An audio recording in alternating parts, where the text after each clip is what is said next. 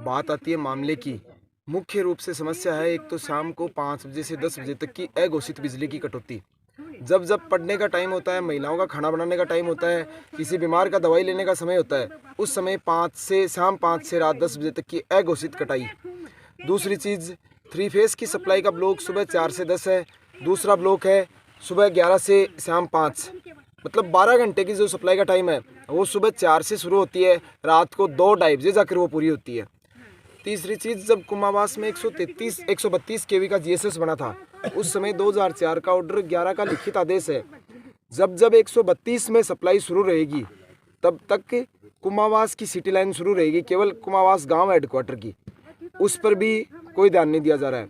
उसके बाद से वो बिल सप्लाई की मांग हो, जयन के बर्खास्तगी या स्थानांतरण की मांग हो, जयन अपनी मनमानी कर रहा है, या मेंटेनेंस का काम हो, हर प्रकार से किसान वर्ग को, विद्यार्थी वर्ग को परेशान करने का काम बिजली विभाग के द्वारा किया जा रहा है। उसको लेकर शनिवार रात से हमारा धरना जारी है और प्रशासनिक अधिकारी भी आए, जनप्रतिनिधि भी आए, लेकिन हमें कोई ठोस आश्वासन नहीं मिला। जब तक लिखित में समझौता नहीं होता तब तक कल दोपहर से हमारी भूख हड़ताल शुरू है। धरना और भूख हड़ताल निरंतर जारी रहेगी। हमारे पास पहले दिन मुकनगढ़ एएन संजेश कुमार, नवलगढ़ प्रधान दिनेश सुंडा आए थे।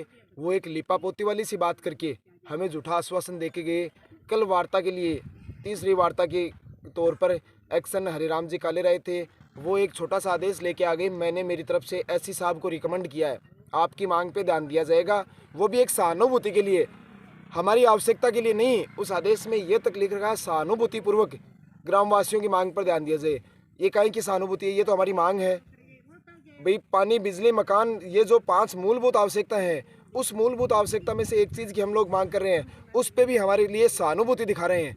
तो वो कौन सी वार्ता हुई, क्या वो झूठा आश्वासन हुआ? वो एक लिपापोती करने के लिए, हमें गोली देने के लिए यहाँ पर आए हैं, जो ग्रामवासियों को मंजूर नहीं है। आज अभी जैसे अमित भाई ने बताया था, रियल में ही ये एक अपने कुमावास की समस्या नहीं है, पूरे झुंझुनू की समस्या है।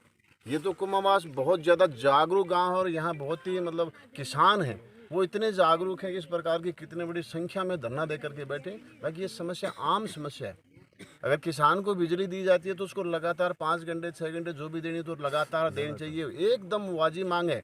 और सरकार ने 2 बार ये कह भी दिया कि जो भी बिजली हम देंगे दिन में देंगे और कंटिन्यू देंगे, लेकिन ये 24 घंटे में एक दिन की बिजली को पूर्ति करते हो तो कब तो लाइन बदलेंगे, कब अपना वो रात को, आपको पता है इस समय ठंड कितनी है, कलेक्टर साहब ने स्कूलों की छुट्टी कर रखी है, तो क्या किसानों को इस प्रकार की प्रताड़ना देना जरूरी है?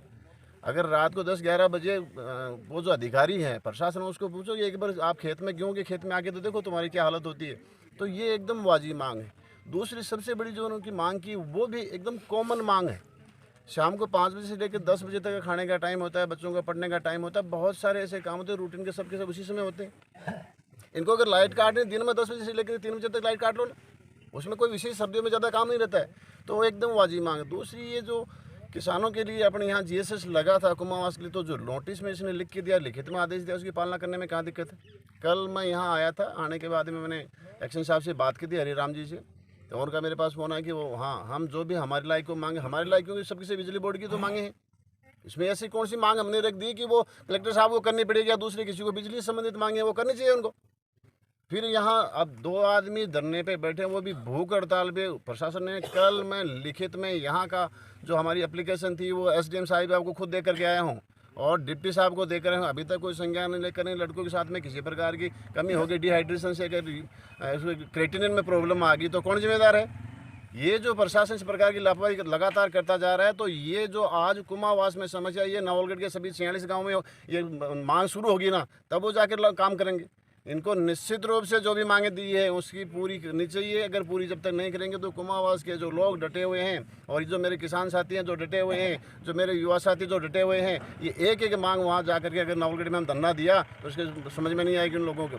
तो मैं फिर दोबारा प्रशासन से अपील करना चाह रहा हूँ कि वो जल्द से जल्द जो मांगे दी गई है उन पर एक्शन ले और एक्शन लेकर उसको तुरंत निपटारा किया जाए। ये आम समस्या नहीं है। कुमावास जैसी 46 गाँवों में फिर दोबारा में धरना प्रदर्शन चालू होगा तो उनको जवाब देना मुश्किल हो जाएगा।